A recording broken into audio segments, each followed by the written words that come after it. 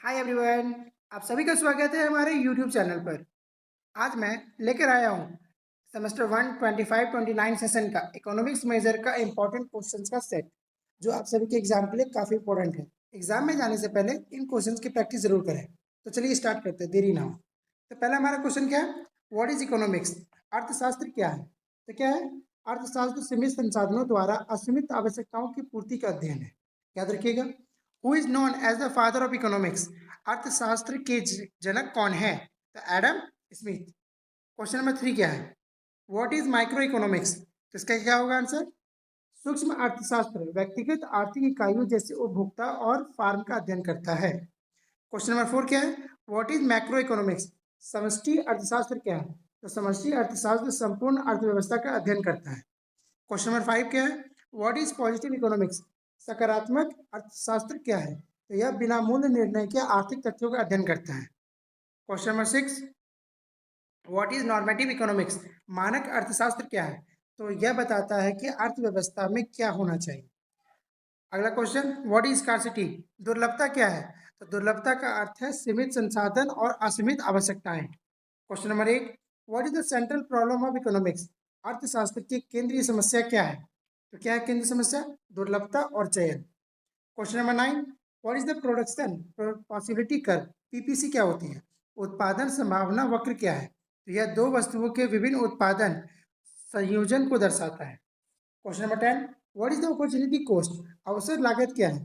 तो छोड़ी गई अगले सर्वोत्तम विकल्प की लागत को हम अपॉर्चुनिटी कॉस्ट कहते हैं, यानी कि अवसर लागत कहते हैं। यूनिट 2 हमारी बारी आ गई, कंज्यूमर बिहेवियर एंड डिमांड। तो पहला क्वेश्चन, व्हाट इज यूटिलिटी? उपयोगिता क्या है? तो किसी वस्तु की उपभोग से मिलने वाली संतुष्टि उपयोगिता कहलाती है। याद रखिएगा। दूसरा question, what is total utility? कुल उपयोगिता क्या है? तो वस्तुओं के उपभोग से प्राप्त कुल संतुष्टि को हम कुल उपयोगिता कहते हैं। What is marginal utility? सीमांत उपयोगिता क्या है? तो किसी वस्तु की एक अतिरिक्त इकाई के उपभोग से मिलने वाली अतिरिक्त संतुष्टि को सीमांत उपयोगिता कहते हैं। Question number 4, state the law of diminishing marginal utility. सीमांत उपयोगिता हास्य का नियम बताइए। तो जैसे जैसे उपभोग बढ़ता है सीमांत उपयोगिता घटती है। Question number 5, what is consumer equilibrium? उपभोक्ता संतुलन क्या है?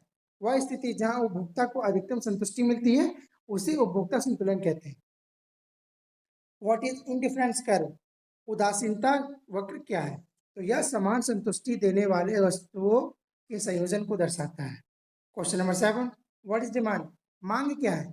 किसी निश्चित मूल्य पर खरीदी जाने वाली वस्तु की मात्रा को मांग कहते हैं। State the law of demand. मांग का नियम बताइए। तो अन्य बातें समान रहने पर मूल्य बढ़ने से मांग घटती है। Question number 9, what is price elasticity of demand? मांग की मूल्य लोच क्या है? यह मूल्य परिवर्तन के प्रति मांग की प्रतिक्रिया को मापता है। What is consumer surplus?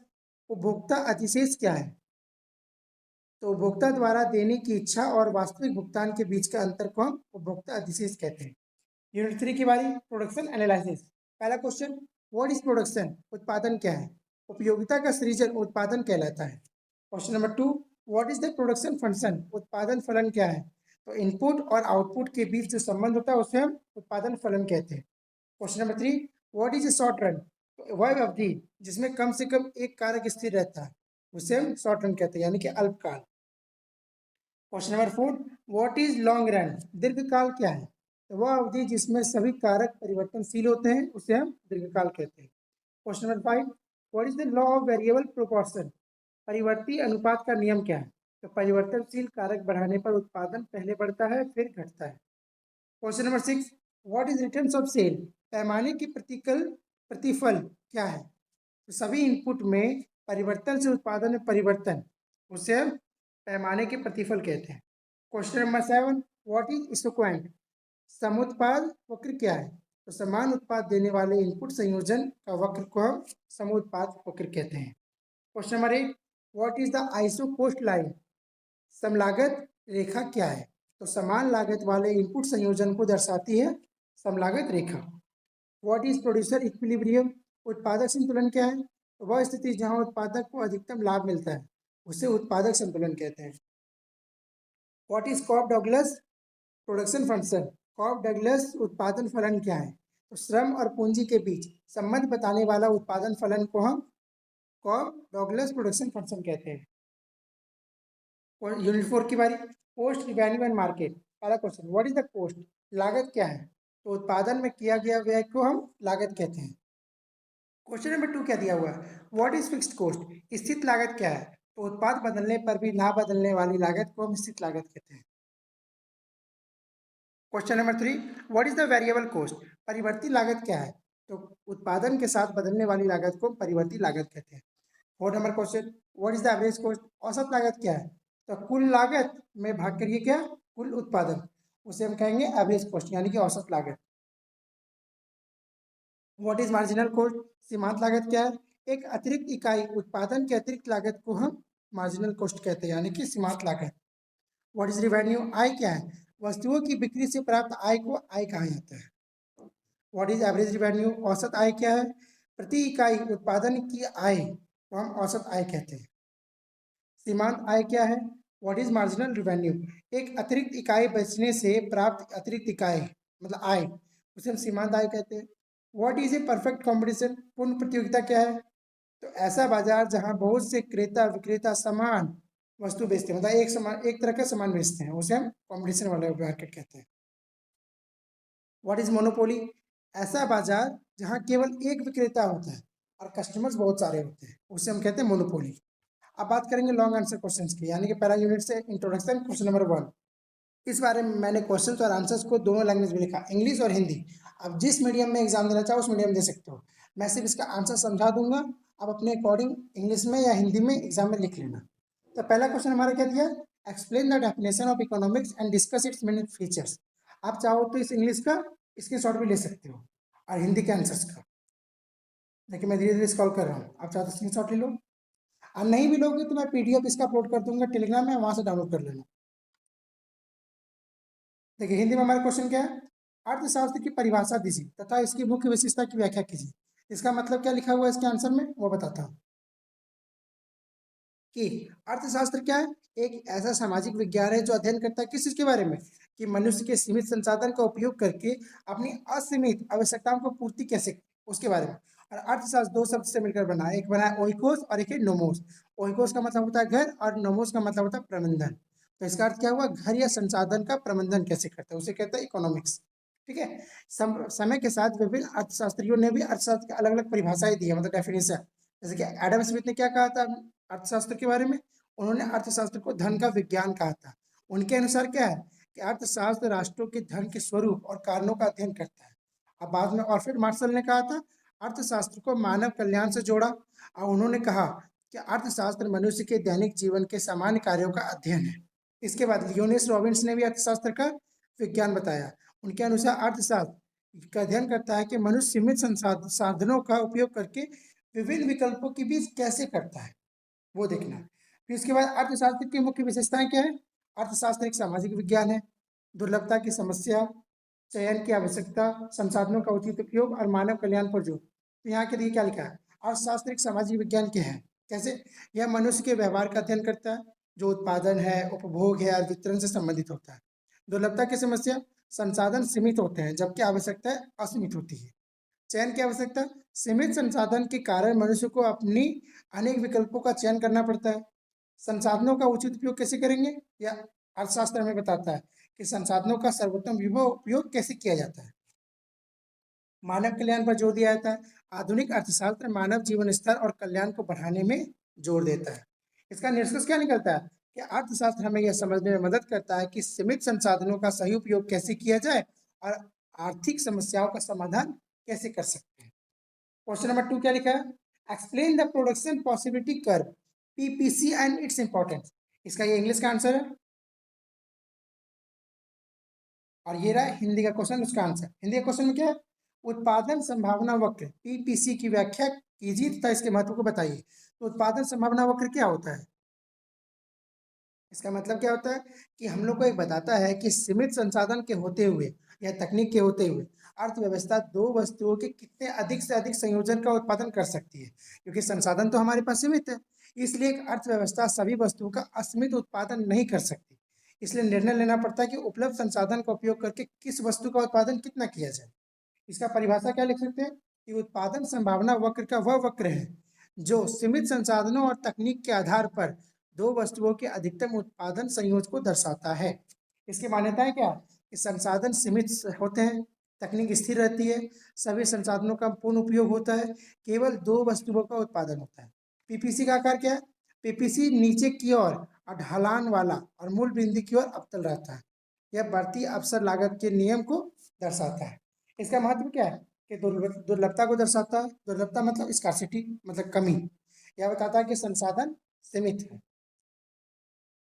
दूसरा पॉइंट अवसर लागत को समझाता है। एक वस्तु का अधिक उत्पादन करने के लिए दूसरी वस्तु का त्याग करना पड़ता है, क्योंकि जो जरूरी होगा वही आपको करना है, जो जरूरी नहीं है उसको क्यों करना।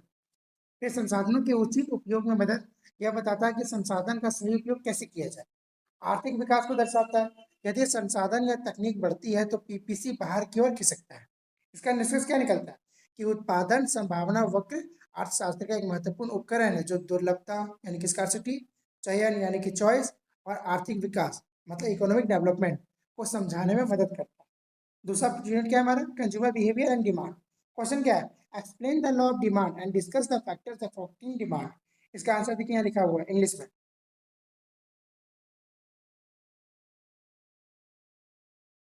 अब देखिए हिंदी में क्वेश्चन लिखा हुआ है कि मांग के नियम की व्याख्या कीजिए तथा मांग को प्रभावित करने वाले कारकों को बताइए। उत्तर क्या है कि मांग का नियम सूक्ष्म अर्थशास्त्र का एक महत्वपूर्ण सिद्धांत है। यह किसी वस्तु के मूल्य और उसकी मांग के बीच संबंध को दर्शाता है। परिभाषा: मांग का नियम कहता है कि अन्य परिस्थितियां समान रहने पर जब किसी वस्तु का मूल्य बढ़ता है तो उसकी मांग घट जाती है, और उसका मूल्य घटता है तो उसकी मांग बढ़ जाती है। इसी सेट्रिस पैरिबस कहा जाता है, जिसका अर्थ है कि अन्य सभी कारक स्थिर रहते हैं।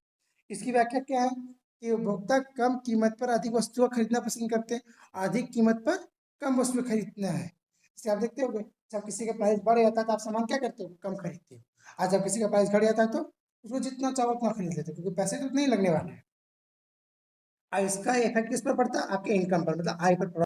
जब वस्तु का मूल्य घटता है तो उपभोक्ता की क्रय शक्ति बढ़ जाती है और वह अधिक वस्तुएं खरीद सकता है। लेकिन उसी की जगह सब्स्टिट्यूशन इफेक्ट में जब किसी वस्तु का मूल्य घटता है तो अन्य वस्तु की तुलना में सस्ती हो जाती है और उपभोक्ता उसका अधिक उपयोग करने लगते हैं। जैसे कि आप मान लो सब्स्टिट्यूशन में क्या हो गया, जैसे कि आप कोको कोला खरीद रहे हो और कोको कोला का प्राइस बढ़ गया तो क्या खरीदोगा? उसके जगह पेप्सी खरीद लोगे, तो हो गया सब्स्टिट्यूट करना, मतलब उसके जगह पर दूसरी चीजें खरीद लेते।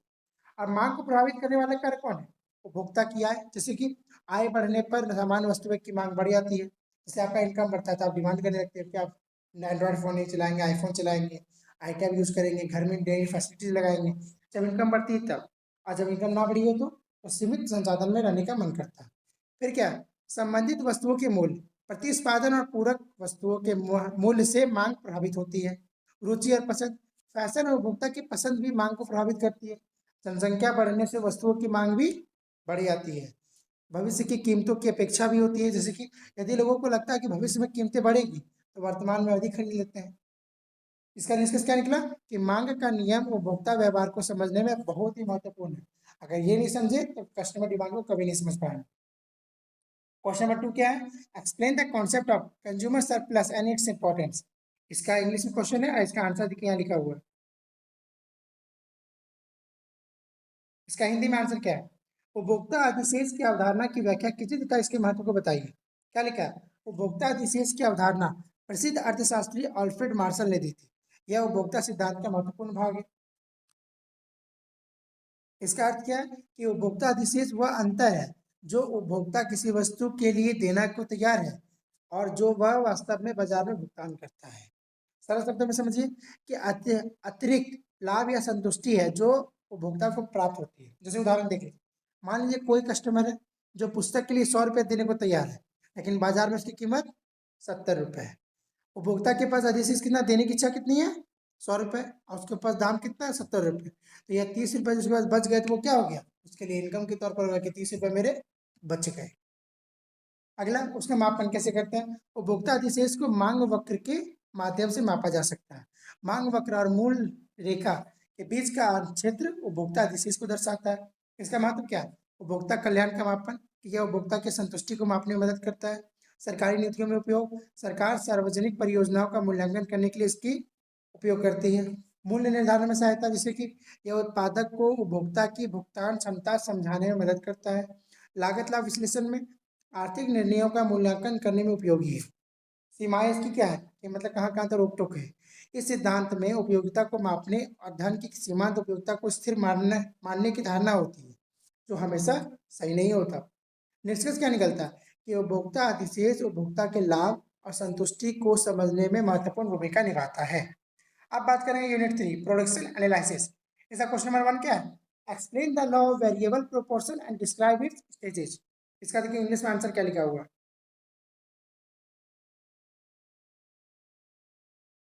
और हिंदी में क्या लिखा हुआ है? परिवर्ती अनुपात के नियम की व्याख्या कीजिए तथा इसके चरणों का वर्णन कीजिए। तो इसका आंसर क्या है कि परिवर्ती अनुपात का नियम उत्पादन सिद्धांत का एक महत्वपूर्ण नियम है। यह बताता है कि जब उत्पादन के कारक को बदला जाता है तो अन्य कारक स्थिर रहते हैं, मतलब स्टेबल रहते हैं। तो उत्पादन में क्या परिवर्तन होता है? यह नियम मुख्य रूप से अल्पकाल में लागू होता है, मतलब शॉर्ट रन में। इसका परिभाषा क्या लिख सकते हैं कि जब परिवर्तन काल कारक की अतिरिक्त इकाइयों को स्थिर कारकों के साथ मिलाया जाता है तो उत्पादन पहले बढ़ती दर से बढ़ता है, फिर घटती दर से बढ़ता है और अंत में घटने लगता है। इसकी मान्यता क्या है कि तकनीक स्थिर रहती है, केवल एक उत्पादन कारक परिवर्तनशील होता है, अन्य कारक स्थिर रहते हैं और परिवर्तनशील कारक की इकाइयां समान होती है। इसके नियम के चरण क्या है कि बढ़ती प्रतिफल का चरण, जैसे कि इस चरण में कुल उत्पादन तेजी से बढ़ता है और सीमांत उत्पादन भी धीरे धीरे करके बढ़ता है। घटते प्रतिफल का चरण, इस चरण में कुल उत्पादन बढ़ता है लेकिन धीमी गति से, सीमांत उत्पादन कम होने लगता है। और नकारात्मक प्रतिफल का चरण क्या है? इस चरण में कुल उत्पादन घटने लगता है और सीमांत उत्पादन नकारात्मक हो जाता है। इसका मतलब क्या है? यह उत्पादकों को उत्पादन की सही मात्रा तय करने में मदद करता है। यह उत्पादन और इनपुट के संबंध को समझाता है, संसाधनों के उचित उपयोग में सहायक है। और इसका निष्कर्ष क्या है कि परिवर्ती अनुपात का नियम उत्पादन के व्यवहार को समझाने में महत्वपूर्ण भूमिका निभाता है। ये हो गया आपका क्वेश्चन नंबर 1। अब बात करें question number 2। Explain the concept of return to scale. English में क्वेश्चन है, इसका इंग्लिश में आंसर देखिए, और हिंदी में क्वेश्चन क्या है कि पैमाने के प्रतिफल मतलब रिटर्न टू स्केल की अवधारणा की व्याख्या कीजिए। क्वेश्चन क्या है? ये लिखा हुआ रिटर्न टू स्केल, तो पैमाने के प्रतिफल उत्पादन सिद्धांत की एक महत्वपूर्ण अवधारणा है। यह बताती है कि जब उत्पादन के सभी कारकों को समान अनुपात में बढ़ाया जाता है तो उत्पादन में क्या परिवर्तन होता है। यह अवधारणा कब लागू होती है? जब लॉन्ग रन यानी कि दीर्घकाल में लागू होती है। इसका परिभाषा क्या है कि जब श्रम, पूंजी और भूमि जैसे सभी उत्पादन कारकों को एक साथ बढ़ाया जाता है तो उसके परिणाम स्वरूप उत्पादन में जो परिवर्तन होता है उसे पैमाने के प्रतिफल कहा जाता है। पैमाने के प्रतिफल के प्रकार कितने हैं? 3 प्रकार मोस्टली माने जाते हैं। बढ़ते पैमाने के प्रतिफल, स्थिर पैमाने के प्रतिफल और घटते पैमाने के प्रतिफल। बढ़ते पैमाने के प्रतिफल क्या होता है? जब इनपुट को बढ़ाने पर उत्पादन उससे अधिक अनुपात में बढ़ता है तो उसे बढ़ते पैमाने के प्रतिफल कहते हैं। और स्थिर पैमाने में जब इनपुट और आउटपुट दोनों समान अनुपात में बढ़ते हैं तो उसे स्थिर पैमाने के प्रतिफल कहते हैं। और घटते पैमाने के प्रतिफल में जब इनपुट बढ़ाने पर उत्पादन कम अनुपात होता है या कम अनुपात से बढ़ता है तो उसे घटते पैमाने के प्रतिफल कहते हैं। महत्व क्या है इसका? यह कर्म को उत्पादन की उचित आकार का निर्णय लेने में मदद करता है, उत्पादन के विस्तार के प्रभाव को समझने में सहायक होता है, संसाधनों के कुशल उपयोग में मदद करता है।